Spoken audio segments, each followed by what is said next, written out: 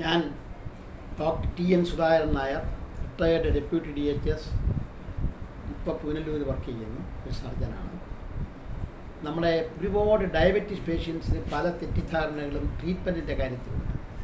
അതുകൊണ്ട് അവരുടെ ഡയബറ്റീസ് പേഷ്യൻസിന് വേണ്ടി ചില കാര്യങ്ങളും അവരുടെ ട്രീറ്റ്മെൻറ്റിൻ്റെ ചില വശങ്ങൾ പറയാനാണ് ഇന്ന് ഞാൻ ശ്രമിക്കുന്നത്. അതിനകത്ത് ആദ്യമായി ഡയബറ്റീസ് പേഷ്യൻസ് മനസ്സിലാക്കാനുള്ള ചില ബേസിക് ആയിട്ടുള്ള കാര്യങ്ങളുണ്ട്. അത് ആദ്യം പറയാം. ഡയബറ്റീസ് എന്ന് പറയുന്നത് ശരിക്കും പറഞ്ഞാൽ ഇതൊരു ഡിസീസല്ല, ഇതൊരു ഡിസോർഡറാണ്. അതായത് നമ്മുടെ ശരീരത്തിലുള്ള മെറ്റബോളിസത്തിൽ കാർബോഹൈഡ്രേറ്റ്, പ്രോട്ടീൻ, ഫാറ്റ് മെറ്റബോളിസത്തിൽ വരുന്ന ചില ഡീറേഞ്ച്മെൻറ്റ്, അതിനകത്ത് തകരാറുകൾ, അത് നമ്മുടെ ശരീരത്തിൽ ഇൻസുലിൻ എന്ന് പറയുന്ന ഹോർമോണിൻ്റെ അഭാവം അല്ലെങ്കിൽ അതിൻ്റെ ഇൻഇഫക്റ്റീവ്നെസ്, അതിൻ്റെ കഴിവില്ലായ്മകൾ ഉണ്ടാകുന്ന ഒരു ഡിസോർഡറാണ് ഡയബറ്റീസ്. അത് നമ്മൾ ഞാനിവിടെ ഡയബറ്റീസ് എന്ന് ഉദ്ദേശിക്കുന്നത് മെച്യൂരിറ്റി ഓൺസെറ്റ് ഡയബറ്റീസ് അല്ലെങ്കിൽ ടൈപ്പ് 2 ഡയബറ്റീസ് അല്ലെങ്കിൽ അഡൾട്ട് ഡയബറ്റീസിനെ പറ്റിയാണ്. കുട്ടികൾക്ക് വരുന്ന ഡയബറ്റീസിനെ പറ്റി അല്ല. കാരണം നമ്മുടെ നാട്, നമ്മളെ കേരളം, ഇന്ത്യ എന്ന് പറയുന്ന ഡയബറ്റീസിൻ്റെ ക്യാപിറ്റലാണ്. അതിൽ തന്നെ കേരളം എന്ന് പറയുന്നത് ഏറ്റവും കൂടുതൽ ഡയബറ്റീസ് പേഷ്യൻ്റ് ഉള്ള ആളാണ്.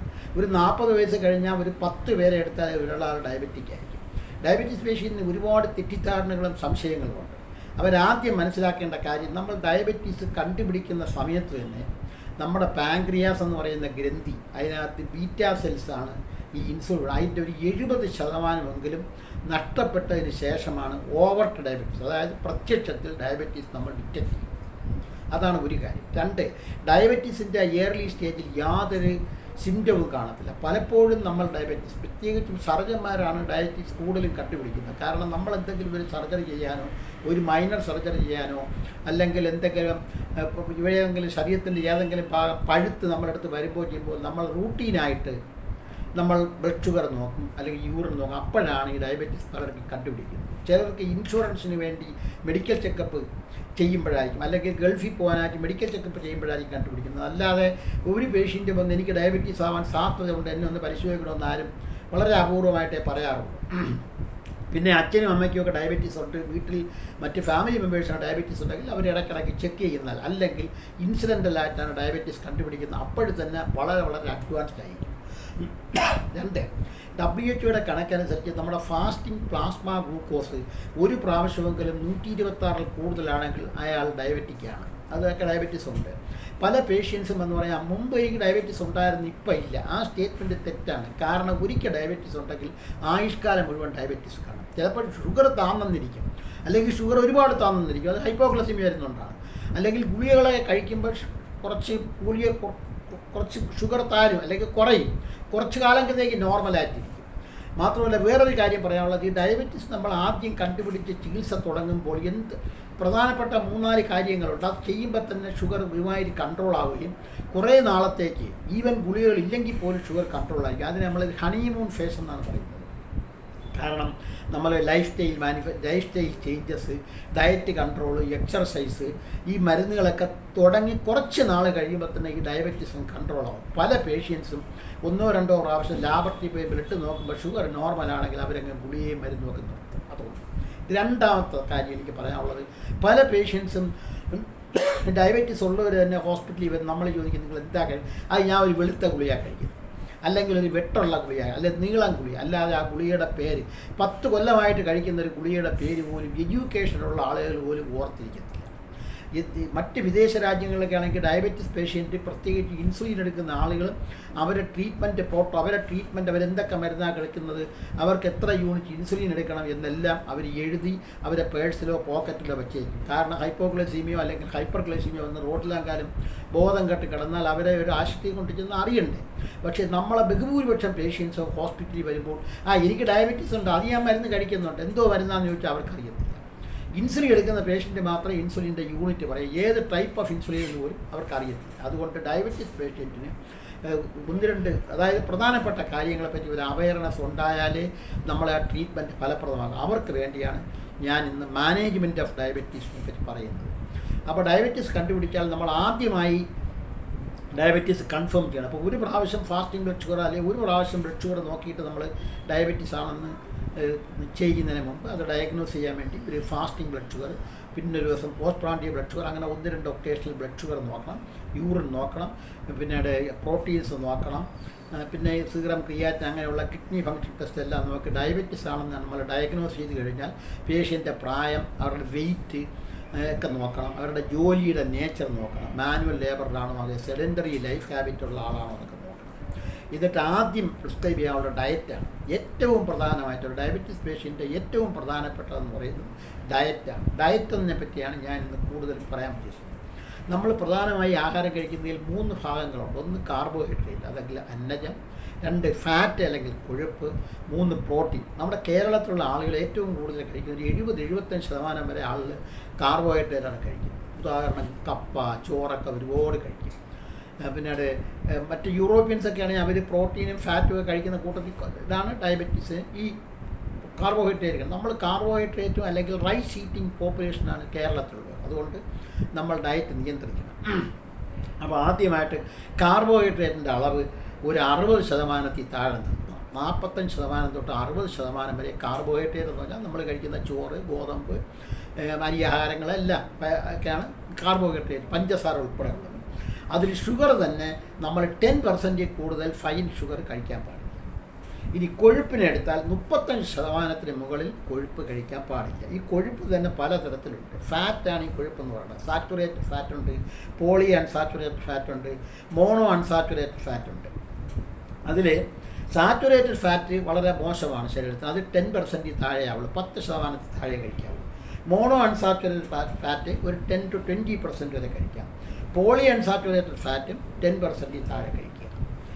പിന്നെ പ്രോട്ടീൻ എന്നിട്ട് മാംസ്യാഹാരങ്ങളാണ്. അത് നമ്മുടെ മാംസമുണ്ട്, വെജിറ്റബിൾസിൽ മാംസമുണ്ട്, പയറുവർഗ്ഗങ്ങൾ, പൾസസ്, അതെല്ലാം കടല, ഇതെല്ലാം പ്രോട്ടീനാണ്. ആ പ്രോട്ടീൻ 10-15% ആണ് പ്രോട്ടീൻ കഴിക്കേണ്ടത്. അതായത് 15% എന്ന് പറഞ്ഞാൽ ഒരു ആവറേജ് ഒരു മനുഷ്യൻ 1 gram protein per kilogram body weight കൂടുതൽ കഴിക്കാൻ പാടില്ല. പിന്നെ ഫ്രൂട്ട്സ് ആൻഡ് വെജിറ്റബിൾസ് നമുക്ക് 5 പോർഷൻസ് 5 പ്രാവശ്യമായിട്ട് കഴിക്കാം.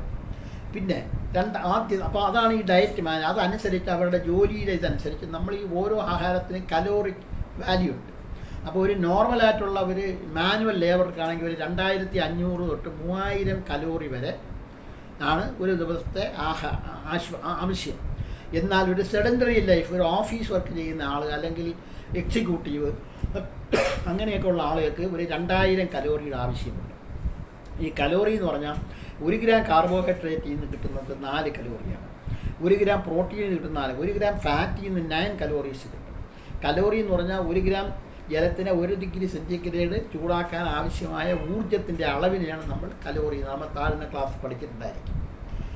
പിന്നെ രണ്ടാമത് നമ്മൾ ഏറ്റവും പ്രധാനമായിട്ട് നോക്കാനുള്ളത് നമ്മുടെ വെയിറ്റാണ്. ഡയബറ്റീസ് ഈ മെച്യൂരിറ്റി ഓൺസെറ്റ്, അതായത് ടൈപ്പ് 2 ഡയബറ്റീസ് വരുന്ന ആളുകൾ ബഹുഭൂരിപക്ഷം പേരും ഓവർ വെയിറ്റാണ്, ഒബീസാണ്. അവർക്ക് വയറില്ല, ട്രങ്കൽ ഒബീസിറ്റി, കുടവയറ് ഉള്ളവരായിരിക്കും. അപ്പോൾ അവർ വെയിറ്റ് മെയിൻറ്റെയിൻ ചെയ്യണം. വെയിറ്റ് മെയിൻറ്റെയിൻ ചെയ്യാൻ ഈ LIC പോലത്തെ ഇൻഷുറൻസ് കമ്പനികളിലൊക്കെ ഒരു കണക്കുണ്ട്, ഏറ്റവും എളുപ്പമാണ്.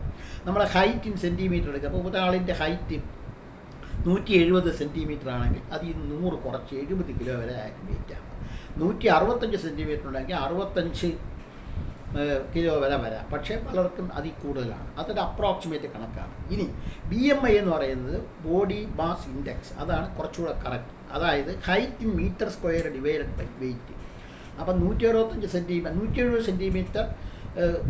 സെൻറ്റിമീറ്റർ പൊക്കമുള്ള ഒരാളാണ് 1.7 × 1.7 ആണ് metre square. Weight divided by metre square, അതാണ് അതിൻ്റെ കണക്ക്.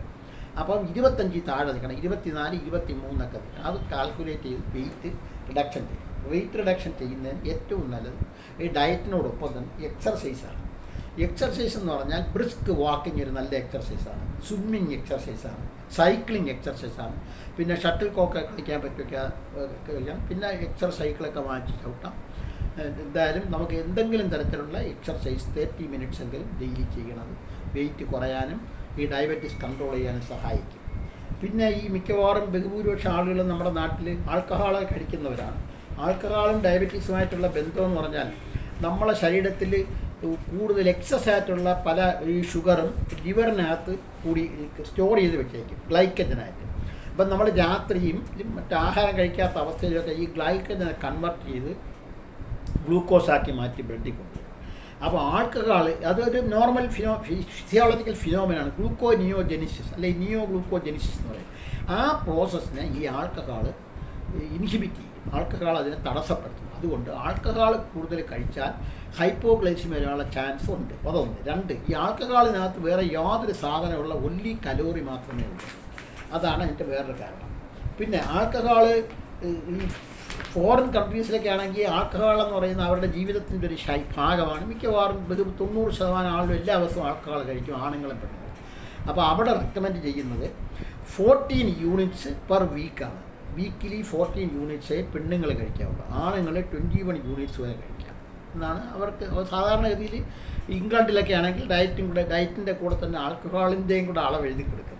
അപ്പോൾ 1 യൂണിറ്റ് ആൽക്കഹോൾ എന്ന് പറഞ്ഞാൽ ഹാഫ് പൈൻറ്റ് ബിയറാണ്. അതല്ലെങ്കിൽ 1 പെഗ് സ്പിരിറ്റ് അല്ലെങ്കിൽ 1 സ്മാൾ ഗ്ലാസ് ഓഫ് വൈനാണ് 1 യൂണിറ്റ്. അങ്ങനെ 21 യൂണിറ്റ് ഒരാഴ്ചയിൽ കഴിക്കാവൂ. അതായത് 3 യൂണിറ്റ് വരെ ഒരു ദിവസം കഴിക്കാം ആണെങ്കിൽ. പെണ്ണുങ്ങൾക്കാണെങ്കിൽ 2 യൂണിറ്റ് കഴിക്കാവൂ. അപ്പോൾ ഇതാണ് ഡയബറ്റീസിൻ്റെ ബേസിക് ആയിട്ടുള്ള ആഹാരവും എക്സർസൈസും ആൾക്കഹോളും അങ്ങനെയൊക്കെയുള്ള കാര്യങ്ങൾ എല്ലാ ഡയബറ്റീസ് പേഷ്യൻറ്റും അറിഞ്ഞിരിക്കണം. ഡയബറ്റീസിന് മരുന്നിനേക്കാൾ കൂടുതൽ ഇമ്പോർട്ടൻസ് ഡയറ്റിനാണ്, എക്സർസൈസിനാണ്. വെയിറ്റ് കൺട്രോൾ ചെയ്ത് നിൽക്കണം, എന്നാലേ കുറയത്തും. ഇതെല്ലാം ഈ 3 സ്റ്റേജും നമ്മൾക്ക് ഒരാഴ്ച കുറച്ച് ദിവസം നോക്കിയിട്ട് വീണ്ടും ഒരു മാസത്തിൽ ഒരിക്കൽ ഷുഗർ നോക്കിയിട്ട് കുറവില്ലെങ്കിൽ അടുത്തത് നമ്മൾ കൊടുക്കുന്നതാണ് ഓറൽ ഹൈപ്പോഗ്ലൈസിമിക് ഡ്രഗ്സ്. അതായത് ഷുഗർ കൺട്രോൾ ചെയ്യാനുള്ള മരുന്നുകൾ ഒരുപാടുണ്ട്. മുമ്പ് കാലങ്ങളിൽ ഉള്ളതിനേക്കാൾ കൂടുതലായിട്ടുള്ള പല വ്യത്യസ്തമായ മരുന്നുണ്ട്. അതിനെപ്പറ്റി ചെറുതായിട്ട് ഞാനൊന്ന് പറയാം. അതിൽ ഏറ്റവും ഇമ്പോർട്ടൻ്റ് ആയിട്ടുള്ള മരുന്ന് ബൈഗുവാനൈഡ്സ് എന്ന് പറയുന്ന ഗ്രൂപ്പിലുള്ള ഡ്രഗ്സാണ്. അതിൽ 2 മരുന്നുണ്ടായാലും അതിൽ ഒരെണ്ണമേ നമ്മളിപ്പോൾ ഉപയോഗിക്കാറുള്ളൂ. അത് മെറ്റ്ഫോമിനാണ്. അപ്പോൾ എല്ലാ ഡയബറ്റീസ് പേഷ്യൻ്റെയും ഫസ്റ്റ് ലൈൻ ഡ്രഗ് എന്ന് പറയുന്നത് മെറ്റ്ഫോമിനായിരിക്കണം. മെറ്റ്ഫോമിൻ്റെ നോർമൽ ഡോസ് എന്ന് പറയുന്നത് ഒരു ദിവസം 1 gram to 2 gram. അതായത് 500 mg ഗുളിക വാങ്ങിക്കാൻ കിട്ടുന്നത്. 1 gram ഗുളികയും കിട്ടും. അതിൽ മാക്സിമം 2 gram വരെ കഴിക്കാം. ഈ മെറ്റ്ഫോമിൻ കൊടുത്ത് കഴിഞ്ഞതിന് ശേഷവും ഡയബറ്റീസ് കൺട്രോൾ ആയില്ലെങ്കിൽ മാത്രമേ മറ്റ് മരുന്നുകളിലോട്ട് പോകാവൂ. ഫസ്റ്റ് ലൈൻ എന്ന് പറയുന്നത് മെറ്റ്ഫോമിനാണ്. എസ്പെഷ്യലി നമ്മുടെ നാട്ടിൽ മെറ്റ്ഫോമിൻ്റെ പ്രവർത്തനത്തെ പറ്റി പറഞ്ഞാൽ അത് ഇൻസുലിൻ സെൻസിറ്റിവിറ്റി കൂട്ടും. ഇൻസുലിൻ്റെ കുഴപ്പം കൊണ്ടാണല്ലോ ഡയബറ്റീസ് ഉണ്ടാവുന്നത്. ഇൻസുലിൻ്റെ സെൻസിറ്റിവിറ്റി കൂട്ടും.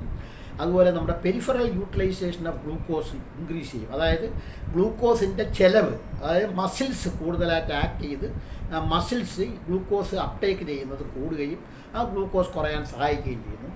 പിന്നെ വേറൊരു ആക്ഷൻ പറയുന്നത് നമ്മുടെ ചെറുകുടലിൽ നിന്ന് ഗ്ലൂക്കോസിനെ അബ്സോർബ് ചെയ്യുന്നത്, വലിച്ചെടുക്കുന്നത്, കാർബോഹൈഡ്രേറ്റിൻ്റെ അബ്സോർപ്ഷൻ കുറയ്ക്കാൻ മെറ്റ്ഫോമിൻ സഹായിക്കും. പിന്നീട് ഹെപ്പാറ്റിക് ഗ്ലൂക്കോജെനിസ്, ഞാൻ നേരത്തെ പറഞ്ഞു, ലിവറിൽ സ്റ്റോർ ചെയ്തിരിക്കുന്ന ഗ്ലൂക്കോസിനെ ഗ്ലൈക്കജനെ ഗ്ലൂക്കോസായിട്ട് കൺവെർട്ട് ചെയ്യുന്ന ആ പ്രോസസ്സ് മെറ്റ്ഫോമിൻ തടയും. അതുകൊണ്ട് മെറ്റ്ഫോമിൻ വളരെ നല്ല ഒരു മരുന്നാണ്. എല്ലാ ഡയബറ്റിക് പേഷ്യൻറ്റും, പ്രത്യേകിച്ചും ഒബീസ് പേഷ്യൻസ്, അതായത് വണ്ണം കൂടിയ പേഷ്യൻസ് നമ്മൾ ആദ്യം ട്രൈ ചെയ്യാനുള്ളത് മെറ്റ്ഫോമിനാണ്. കാരണം ഇത് മറ്റ് അസുഖങ്ങളെപ്പോലെ 1-2 ദിവസം അല്ലെങ്കിൽ 10 ദിവസമോ 1 മാസമോ കൊണ്ട് മാറുന്ന അസുഖം, ആയുഷ്കാലം മുഴുവനാണ് ചികിത്സ. അതുകൊണ്ട് ആദ്യം നമ്മൾ ട്രൈ ചെയ്യാനുള്ളത് മെറ്റ്ഫോമിനാണ്. കുറച്ച് നാൾ മെറ്റ്ഫോമിൻ കൊടുത്ത് നമുക്ക് കൺട്രോൾ ചെയ്തില്ലെങ്കിൽ പിന്നെ നമ്മൾ അതിൻ്റെ കൂടെ മറ്റ് ചില മരുന്നുകളിലൂടെ ആഡ് ചെയ്യും. അതിലൊന്നാണ് സൾഫണൈൽ യൂറിയ. സൾഫണൈൽ യൂറിയാസ് എന്ന് പറഞ്ഞാൽ അത് ഇൻസുലിനെ സെക്രീറ്റ് ചെയ്യാൻ, ഇൻസുലിൻ്റെ ഉത്തേജിപ്പിക്കാൻ, പാങ്ക്രിയാസിനെ ഉത്തേജിപ്പിച്ച് ഇൻസുലിൻ്റെ അളവ് കൂട്ടാൻ സഹായിക്കുന്ന ഒരു മരുന്നാണ് സൾഫണൈൽ യൂറിയാസ്. അത് തന്നെ പല ടൈപ്പ് ഉണ്ട്. ആദ്യം കണ്ടുപിടിച്ച മരുന്നിനേക്കാൾ കുറച്ചുകൂടെ സൈഡ് ഇഫക്ട്സ് കുറഞ്ഞതും ഇഫക്റ്റ് കൂടിയതുമാണ് പിന്നെ കണ്ടുപിടിച്ച മരുന്നുകൾ. അത് ആദ്യം നമ്മൾ കൊടുത്തുകൊണ്ടുവന്ന മരുന്ന്, പിന്നീട്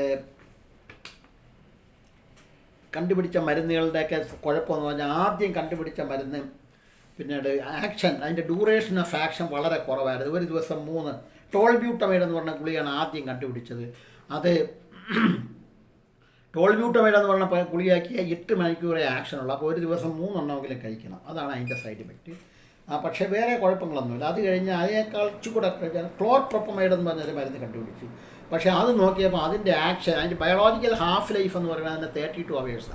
അപ്പോൾ അതിൻ്റെ action long duration of action ആയതുകൊണ്ട് ഈ പേഷ്യൻറ്റ് ഒരു ഗുളിക കഴിച്ചിട്ട് ഡെയിലി ഡോസാണ്, പക്ഷേ സമയത്ത് ആഹാരം കഴിച്ചില്ലെങ്കിൽ ഷുഗർ താഴ്ന്ന് ഹൈപ്പോഗ്ലൈസിമി വരാനുള്ള സാധ്യത വളരെ കൂടുതലാണ്.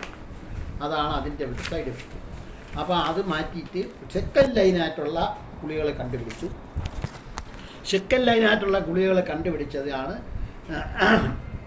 പിന്നെ ഈ സൾഫണൈൽ യൂറിയയും മെറ്റ്ഫോമിനും കൂടെ കൊടുത്തിട്ടും കുറവില്ലെങ്കിൽ നമുക്ക് സെക്കൻഡ് ലൈനായിട്ടുള്ളതാണ് മരുന്നാണ് ഗ്ലൈമിപ്രൈഡ് എന്ന് പറയുന്ന ഗുളികയുണ്ട്. ഗ്ലൈമിപ്രൈഡ് എന്ന് പറയുന്നത് കുറച്ചുകൂടെ ഈ കിഡ്നിയുടെ ഫങ്ഷനെയൊക്കെ കുറച്ചുകൂടെ സഹായിക്കുന്ന, അതായത് ഡയബറ്റിക് നെഫ്രോപ്പതി പ്രിവെൻറ്റ് ചെയ്യുന്നതാണ് ഈ സെക്കൻഡ് ജനറേഷൻ സൾഫണൈൽ യൂറിയാസ്. ഗ്ലൈക്ലാസൈഡ് ഉണ്ട്, പല ആളുകൾക്കും അതിൻ്റെ പേരെന്ന് പറഞ്ഞുകൊണ്ട് എന്തായാലും അറിഞ്ഞിരിക്കണം. ഗ്ലൈക്ലാസൈഡ് ഉണ്ട്, ഗ്ലിപ്പീസൈഡ് ഉണ്ട്, പിന്നെ ഡയോണിൽ എന്ന് പറയുന്ന മരുന്ന് വളരെ വളരെ പോപ്പുലറാണ്, എല്ലാവർക്കും കഴിക്കാം. പക്ഷേ ഡയോണിൽ കഴിച്ചാലുള്ള കുഴപ്പം ഹൈപ്പോഗ്ലൈസീമിയ വരാനുള്ള ചാൻസ് കുറച്ച് കൂടുതലാണ് ഡയോണിൽ. പിന്നെ മാത്രമല്ല പ്രായമായ ആളുകൾക്ക് ഡയോണിൽ കൊടുക്കാൻ പാടില്ല. പിന്നെ ഈ ഗ്ലൈമിപ്രൈഡ് പോലത്തെ മരുന്ന് കഴിക്കുമ്പോൾ ചില മരുന്നുകൾ കഴിച്ചാൽ അതിൻ്റെ ആക്ഷൻ പൊട്ടൻഷ്യേറ്റ് ചെയ്യും, ആക്ഷൻ കൂടും. ഉദാഹരണം സാലിസിലേറ്റ്സ്, സാലിസിലേറ്റ്സ്, ആൻറ്റി ഫംഗസിനൊക്കെ ഉള്ള ചില മരുന്നുകളൊക്കെ കഴിച്ചാൽ ഇതിൻ്റെ ആക്ഷൻ കൂടും. അപ്പോൾ ഹൈപ്പോഗ്ലൈസീമിയനുള്ള ചാൻസ് ഉണ്ട്. എന്നാലും ഗ്ലൈമിപ്രൈഡിന് മറ്റ് സൾഫണൈൽ യൂറിയ അപേക്ഷിച്ച് കുറവാണ്. അതുകൊണ്ട് ഇപ്പോൾ നമ്മൾ ഡോക്ടേഴ്സ് എല്ലാം ഗ്ലൈമിപ്രൈഡാണ് കൂടുതലായിട്ട് ഉപയോഗിക്കുന്നത്. പിന്നെ റിപ്പാഗ്ലൈനൈഡ് എന്ന് പറഞ്ഞ മരുന്നുണ്ട്, അത് എൻഡോജനസ് ഇൻസുലിനെ സ്റ്റിമുലേറ്റ് ചെയ്യുന്ന ഒരു മരുന്നാണ്, അതിനും സൈഡ് എഫക്റ്റ് കുറവാണ്. പിന്നെ ഇതൊക്കെ നമ്മൾ ട്രൈ ചെയ്ത് നോക്കാം. ഇത് കാരണം ഞാൻ നേരത്തെ സൂചിപ്പിച്ചത് ലോങ് ഡ്യൂറേഷൻ ഓഫ് ട്രീറ്റ്മെൻ്റ് ആണ്. ആദ്യമേ വരുന്ന പേഷ്യൻ്റ് ഇതെല്ലാം കൊടുക്കണ്ട. ആദ്യത്തെ പേഷ്യൻറ്റ് മെറ്റ്ഫോമിൻ മാത്രം കൊടുത്താണ്. മെറ്റ്ഫോമിൻ കൊടുത്ത് കുറവില്ലെങ്കിലാണ് നമ്മൾ സൾഫണൈൽ യൂറിയ കൂടെ സ്റ്റാർട്ട് ചെയ്തത്. സൾഫണൈൽ യൂറിയയിൽ തന്നെ ഈ സെക്കൻഡ് ജനറേഷൻ സൾഫണൈൽ യൂറിയാണ് ഇപ്പോൾ എല്ലാവരും കൊടുക്കുന്നത്. അപ്പോൾ അത് കഴിഞ്ഞിട്ട് ഈ പേഷ്യൻ്റ് ഡയറ്റ് കൺട്രോൾ നമുക്ക് അത്ര തൃപ്തി തോന്നുന്നില്ല, അയാൾ ഒരുപാട് കഴിക്കുമെന്നാണ് നമ്മുടെ സംശയമെങ്കിൽ നമ്മൾ ആൽഫ ഗ്ലൂക്കോറിഡേസ് ഇൻഹിബിറ്റേഴ്സ് കൊടുക്കും. അതായത് അങ്ങേര് ആഹാരം കഴിക്കുന്ന കൂട്ടത്തിൽ വേറൊരു ഗുളികയും കൂടെ കഴിക്കാൻ പറയാം. അപ്പോൾ അങ്ങേര് കഴിക്കുന്ന ആഹാരത്തിലുള്ള കാർബോഹൈഡ്രേറ്റിൻ്റെ അബ്സോർപ്ഷൻ ഇൻഡസ്ട്രീനിൽ നിന്ന്, അതായത് കുടലിൽ നിന്ന് ചെറുകുടലിൽ നിന്ന് കാർബോഹൈഡ്രേറ്റിൻ്റെ ആഗീരണം കുറയ്ക്കാൻ സഹായിക്കുന്ന ഗുളികയുണ്ട്. എക്സാമ്പിൾ അക്കാർബോസ് എന്ന് പറയുന്ന ഗുളികയുണ്ട്. അത് കഴിച്ചാലുള്ളൊരു ഡിസഡ്വാൻറ്റേജ് എന്ന് പറയുന്നത് പിന്നീട് ഭയങ്കര വയറിനകത്ത് അസ്വസ്ഥത കാണും, ഫ്ലാറ്റുലൻസ്, അതായത് ഈ കീഴ്ശ്വാസം പോവും, വയറിനകത്ത് പെരുക്കം വരാം. കാര്യം അൺഅബ്സോർബ്ഡ് ഫുഡ് വയറ്റിൽ കിടക്കും. കാർബോഹൈഡ്രേറ്റിൻ്റെ മാത്രം അബ്സോർബ് ചെയ്തിട്ട് അതിൻ്റെ ഫൈബർ അങ്ങനെയുള്ളതൊന്നും അബ്സോർബ് ചെയ്തിട്ടില്ല. അങ്ങനെയുള്ള ഗുളികയുണ്ട്. ഡയറിയ വരാൻ സാധ്യതയുണ്ട്. അത് കൊടുക്കാം. അപ്പോൾ ഇതുമൊക്കെ കൊടുത്താൽ ഇനി അടുത്ത വേറെ അത് ഓരോ മരുന്നുകൾ കൊടുക്കുമ്പോഴും അതിൻ്റെ സൈഡ് എഫക്റ്റും അസ്വസ്ഥതയും ഉള്ളപ്പോഴാണ് പുതിയ കണ്ടുപിടിക്കുക. ഏറ്റവും കൂടുതൽ റിസർച്ച് നടക്കുന്ന ഒരു ഫീൽഡാണ് ഡയബറ്റീസ്. അത് കഴിഞ്ഞിട്ട് തയാസോൾഡീൻ ഡയോൺസ് എന്ന് പറയുന്ന പുതിയ ഗ്രൂപ്പ് ഓഫ് ഡ്രഗ്സ് ഉണ്ട്. അത് ഇന്ത്യയിൽ ഏറ്റവും കൂടുതൽ ഉപയോഗിക്കുന്നതാണ്. ഗ്ലൈറ്റാസോൺസ് എന്നാണ് അതിൻ്റെ പേര്. അത് പെറോക്സിസൈം പ്രോളിഫറേറ്റർ ആക്ടിവേറ്റർ റിസപ്റ്റർ എന്ന് പറയുന്നതാണ്. അത് അഡിപ്പോസ് ടിഷ്യൂ, അതായത് നമ്മുടെ ഈ ഫാറ്റിനകത്തുള്ള ഈ പ്രത്യേകിച്ച് ഫാറ്റ് കൂടുതലായിട്ടുള്ള ആളുകൾക്ക് ഉള്ള ഇൻസുലിൻ റെസിസ്റ്റൻസ് വരാൻ സാധ്യതയുണ്ട്. അത് പ്രിവെൻറ്റ് ചെയ്യാനാണ് ഇത് കൊടുക്കുന്നത്. ഇപ്പം ഇതുവരെ ഈ പറഞ്ഞ മരുന്നുകളൊക്കെ കൊടുത്തിട്ട് കുറവില്ലാത്ത ആളുകൾക്ക് സാധാരണഗതിയിൽ 3 ഡ്രഗ് കൊടുക്കാം. ട്രിപ്പിൾ കോമ്പിനേഷൻ, അതായത് ട്രിപ്പിൾ തെറാപ്പി എന്ന് പറഞ്ഞാൽ അതിനകത്ത് മെറ്റ്ഫോമിൻ കാണും, ഒരു സൾഫണൈൽ യൂറിയ കാണും, പിന്നെ ഈ പയോഗ്ലൈറ്റാസോൺ എന്ന് പറഞ്ഞാണ് ഞാൻ ഈ പറഞ്ഞത്. അത് അഡിപ്പോസ് ടിഷ്യൂ, അത് ഇൻസുലിൻ സെൻസിറ്റിവിറ്റി കൂട്ടാനുള്ള ട്രിപ്പിൾ തെറാപ്പിയാണ്. മിക്കവാറും പേർക്ക് ഈ ട്രിപ്പിൾ തെറാപ്പി കൊണ്ട് ഡയബറ്റീസ് കൺട്രോൾ ആവാൻ സാധ്യതയുണ്ട്. ഡയറ്റും എക്സർസൈസും ഈ ട്രിപ്പിൾ തെറാപ്പിയും കൊണ്ട് തന്നെ ഒരു 80% ആളുകൾക്കും ഡയബറ്റീസ് കൺട്രോൾഡാണ്. അപ്പോൾ അതിൻ്റെ ഇൻസുലിൻ റെസിസ്റ്റൻസ് കൂടുന്നത് ഈ വണ്ണമുള്ളവർക്കാണ്. അപ്പോൾ വെയിറ്റ് കുറയ്ക്കണം. ഇനി അത് കഴിഞ്ഞാൽ പിന്നെ പുതിയതായിട്ട് കണ്ടുപിടിച്ച വേറൊരു മരുന്നാണ് ഇൻഗ്രിറ്റിൻ ബേസ്ഡ് തെറാപ്പി. അതായത് നമ്മളെ ശരീരത്തിൽ ഈ പാൻക്രിയാസിനകത്ത് ആൽഫാ സെൽസും ഉണ്ട്, ബീറ്റാ സെൽസും ഉണ്ട്. ബീറ്റാ സെൽസാണ് ഇൻസുലിൻ ഉണ്ടാക്കുന്നത്. അതിൻ്റെ നേരെ ഓപ്പോസിറ്റാണ് ഗ്ലൂക്കഗോൺ. ഈ ഗ്ലൂക്കഗോൺ ഉണ്ടാക്കുന്നത് ആൽഫാ സെൽസാണ്. അപ്പം ലേറ്റസ്റ്റ് ആയിട്ടുള്ള കണ്ടുപിടുത്തം എന്ന് പറഞ്ഞാൽ ഇൻക്രിപ്റ്റിൻ എന്ന് പറയുന്നൊരു സാധനം. നമ്മുടെ ഇൻക്രിപ്റ്റിൻ എന്ന് പറയുന്നത് ഒരു ഹോർമോൺ, ഗട്ട് ഹോർമോൺസാണ്. അത് നമ്മൾ ആഹാരമൊക്കെ കഴിക്കുന്ന സമയത്ത് ഈ ഇൻസുലിൻ കൂട്ടാൻ വേണ്ടി ഇൻക്രിപ്റ്റിൻ ഉണ്ടാകും. ഇൻക്രിപ്റ്റിൻ ഉണ്ടാകുമ്പം ആ ഗ്ലൂക്കഗോൺ സെക്രീഷൻ അത് കുറയ്ക്കും. ഈ ഗ്യാസ്ട്രിക് എംറ്റിങ് കുറയ്ക്കും. അപ്പം നമുക്ക് ആപ്പിറ്റൈറ്റ് കുറയ്ക്കും. അങ്ങനെയൊക്കെ ഉള്ള ചില മരുന്നുണ്ട്. ഗ്ലൂക്കഗോൺ ലൈക്ക് പെപ്റ്റിഡേസിൻ്റെ അത് ഉണ്ടാവും ഇൻസുലിൻ ഉണ്ടാക്കാം. അതിനെ ഇൻഹിബിറ്റ് ചെയ്യുന്ന മരുന്നുകൾ, അതായത് ഡൈപെപ്റ്റിഡൈൽ പെപ്റ്റിഡേസ് എന്ന് പറയുന്ന ഒരു എൻസൈമുണ്ട്. ആ എൻസൈം ഈ ഇൻക്രിപ്റ്റിൻ്റെ സെക്രീഷൻസിൻ്റെ ഇൻഹിബിറ്റ് ചെയ്യും. ഇൻക്രിപ്റ്റിൻ ഗ്ലൂക്കോസ് കൂടുതൽ ഉണ്ടാക്കും. അപ്പോൾ അതിനെ ഇൻഹിബിറ്റ് ചെയ്യുന്ന മരുന്ന് കൊടുക്കുമ്പോൾ ഗ്ലൂക്കോസിൻ്റെ അളവ് കുറയും. അപ്പോൾ ഡൈപെപ്റ്റിഡൈൽ പെപ്റ്റിഡേസ് ഇൻഹിബിറ്റർ എന്ന് പറയുന്ന ഗ്രൂപ്പ് ഓഫ് ഡ്രഗ്സ് വില കൂടുതലാണ്. അത് കൂടുതൽ ഇമ്പോർട്ടൻ്റ് ആണ്. പക്ഷേ ഈ അടുത്ത കാലത്ത് ഇന്ത്യയിൽ ഉണ്ടാക്കി തുടങ്ങിയിട്ട് ബിൽഡാഗ്ലിപ്റ്റിൻ, സിറ്റാഗ്ലിപ്റ്റിൻ എന്നൊക്കെ പറയുന്നത് വെളിയിൽ നിന്ന് വരുന്ന ഗുളികയായിരുന്നു. ഇറങ്ങിയപ്പോൾ 40 രൂപയൊക്കെ ആയിരുന്നു ഒരു ഗുളികയുടെ വില. ഇപ്പോൾ 27 രൂപയ്ക്ക് ഇടയ്ക്കുണ്ടായിരുന്നു. ഇപ്പോൾ അതിൻ്റെ വേറെ ഇന്ത്യൻ കമ്പനിയൊക്കെ ഇറക്കിയപ്പോൾ ബിൽഡാഗ്ലിപ്റ്റിൻ്റെ വില 11 രൂപ 12. എന്നാലും കോസ്റ്റ്ലിയാണ്. അത് ഒരു ദിവസം 2 നേരം കൊടുക്കാം. അത് കൊടുത്തു കഴിഞ്ഞാൽ ഈ റെസിസ്റ്റൻസ്, ഇൻസുലിൻ റെസിസ്റ്റൻസ് ഒരുപാട് കുറയും. അത് ഈ പറഞ്ഞ മരുന്നുകളൊക്കെ കഴിച്ചിട്ട് ഏക്കാത്തവർക്ക് അതിലേതെങ്കിലും ഒരു മരുന്ന് മാറ്റിയിട്ട് നമ്മൾ ഈ ബിൽഡാഗ്ലിപ്റ്റിൻ അല്ലെങ്കിൽ സിറ്റാഗ്ലിപ്റ്റിൻ എന്ന് പറയുന്ന മരുന്ന് കൊടുക്കാം. ഇനി ഇതുമെല്ലാം കഴിഞ്ഞിട്ടും ഷുഗർ മാറിയില്ലെങ്കിൽ നമുക്ക് ഇപ്പോഴത്തെ ലേറ്റസ്റ്റ് ആയിട്ട് വേറൊരു മരുന്നുണ്ട്. അതായത് അതിൻ്റെ ആക്ഷൻ കിഡ്നിയിലാണ്. അതായത് നമ്മൾ കൂടുതൽ ഷുഗർ ബ്ലഡിലുണ്ടെങ്കിൽ കിഡ്നി അത് എക്സ്ക്രീറ്റ് ചെയ്യും. പക്ഷേ പ്രോക്സിമൽ കോൺവല്യൂട്ടഡ് ട്യൂബിൾ അത് എക്സ്ക്രീറ്റ് ചെയ്താലും ഡിസ്റ്റൽ കോൺവല്യൂട്ടഡ് അത് റീഅബ്സോർബ് ചെയ്യും. അപ്പോൾ അതിൻ്റെ ആ റീഅബ്സോർപ്ഷൻ പ്രിവെൻറ്റ് ചെയ്യാനുള്ള ചില പുതിയ ഗുളികകൾ കണ്ടുപിടിച്ചിട്ടുണ്ട്. അതിന് ഭയങ്കര വിലയാണ്. ഒരു ഗുളികയ്ക്ക് 50 രൂപ കൂട്ടും, 47 രൂപ 50 രൂപ. അതിൻ്റെ പേരാണ് കാംബാഗ്ലൈഫ്ലോസിൻ അല്ലെങ്കിൽ എംബാഗ്ലൈഫ്ലോസിൻ എന്നൊക്കെ പറഞ്ഞുള്ള ഗുളികയുണ്ട്. പിന്നീട് ഇൻവോക്കാന, അതൊക്കെ ജപ്പാനിൽ നിന്നും സ്വീഡനിൽ നിന്നൊക്കെ ഇറക്കുമതി ചെയ്യുന്ന മരുന്നാണ് ഇൻവോക്കാന. അത് 47 രൂപയാണ് ഇപ്പം ഒരു ഗുളികയ്ക്ക്. അത് കൊടുത്താൽ നമുക്ക് ഗ്ലൈക്കോസൂറിയ കാണും. കാര്യം എക്സസ് ഷുഗർ കിഡ്നിയെ കൂടെ എക്സ്ക്രീറ്റ് ചെയ്ത് യൂറിനിൽ പോയി. ഏത് സമയം നോക്കിയാലും യൂറിനിൽ ഷുഗർ കാണും. പക്ഷേ ബ്ലഡ് ഷുഗർ കൺട്രോൾ ആവും. അത് മാത്രമായിട്ടല്ല, മറ്റ് ഡ്രഗുകളിലൂടെ കൊടുക്കണം. ഉദാഹരണം മെറ്റ്ഫോമിൻ, ഈ വിൽഡാഗ്ലിപ്റ്റിൻ അല്ലെങ്കിൽ സൾഫനൈർ ഇതെങ്കിലും കൊടുത്തതിന് ശേഷം ഇത് കൺട്രോൾ ആയില്ലെങ്കിൽ ഇൻസുലിൻ സ്റ്റാർട്ട് ചെയ്യുന്നതിന് മുമ്പ് വേണമെങ്കിൽ നമുക്ക് ട്രൈ ചെയ്യാവുന്ന വേറെ കോസ്റ്റ്ലി മരുന്ന്, അത് അഫോർഡ് ചെയ്യാൻ പറ്റുന്നവർക്ക് ഇത് കൊടുക്കാവുന്നൊരു മരുന്നാണ് ഈ ഇൻവോക്കാന അല്ലെങ്കിൽ സുലീസെൻ്റർ എന്നൊക്കെ പറയുന്ന മരുന്ന്. കാംബാഗ്ലൈഫ്ലോസിൻ, എംബാഗ്ല. അത് കിഡ്നിയിലാണ് അതിൻ്റെ ആക്ഷൻ. അത് ഗ്ലൈക്കസൂറിയ ഉണ്ടാക്കും. എക്സസ് ആയിട്ടുള്ള ഷുഗർ കിഡ്നിയിൽ കൂടെ മൂത്രത്തിൽ കൂടെ വെളിയിൽ പോകും. പക്ഷേ അത് സ്ത്രീകൾക്ക് കഴിച്ചാൽ ഫംഗസ് ഇൻഫെക്ഷൻ വരാനും യൂറിനറി ഇൻഫെക്ഷനൊക്കെ വരാൻ സാധ്യതയുണ്ട്. കാര്യം യൂറിനിൽ എപ്പോഴും ഷുഗർ ഉള്ളതുകൊണ്ട്. അപ്പം ഞാൻ ഇത്രയും നേരം പറഞ്ഞത് ആൻറ്റി ഡയബറ്റിക്, ഓറൽ ഡയബറ്റിക് ഡ്രഗ്സിനെ പറ്റി. അപ്പോൾ ഇത്രയും മരുന്ന് കൊടുത്തതിന് ശേഷവും കുറവില്ലെങ്കിലാണ് നമ്മൾ ഇൻസുലിനായിട്ട് സ്റ്റാർട്ട് ചെയ്യുന്നത്. ഇൻസുലിൻ തെറാപ്പിയെ പറ്റി ഞാൻ പിന്നൊരു അവസരത്തിൽ പറയാം. ഇത്രയാണ് എനിക്ക് പറയാനുള്ളത്. ഇപ്പോൾ ഡയബറ്റീസ് പേഷ്യൻ്റ് മനസ്സിലാക്കാനുള്ള 1-2 കാര്യങ്ങൾ: ഡയബറ്റീസിന് പ്രൊലോങ്ഡ് ട്രീറ്റ്മെൻറ്റ് വേണം, ലൈഫ് ലോങ് ട്രീറ്റ്മെൻറ്റ് വേണം, ട്രീറ്റ്മെൻറ്റ് ഇടയ്ക്ക് നിർത്താൻ പാടില്ല. ഡയബറ്റീസിനെ പറ്റി ഒരു അവബോധം പേഷ്യൻസിന് വേണം. അവർ കഴിക്കുന്ന ഗുളികകൾ ഏതാണ്, ഏതൊക്കെ മരുന്നാണ് അവർ കഴിക്കണമെന്ന് ഉള്ള ലിസ്റ്റ് അവരെ കൈ എപ്പോഴും കാണണം.